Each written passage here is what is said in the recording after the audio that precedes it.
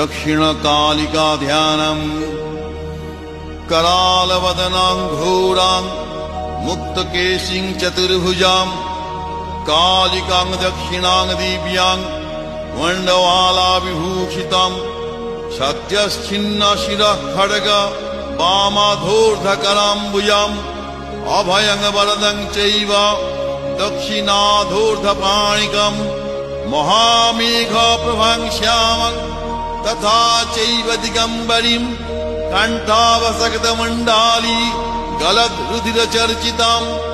कर्णावतं शतनीता शवयुग्मभयानकाम् घोरदंष्ट्रं करालस्यां पीनोन्नतपयोधरम् शवानङ्करसङ्घातै कृतकाञ्चिं हसन्मुखीं श्रिक्कद्वयगलद्रक्तधारा विस्फुरिताननाम् घोररावङ्महारौद्रीं श्मशानालयवासिनीं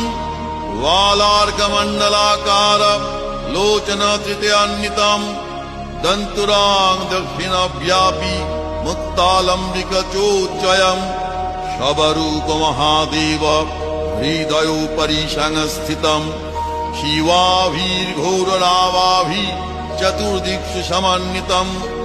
महाकालेन च समम्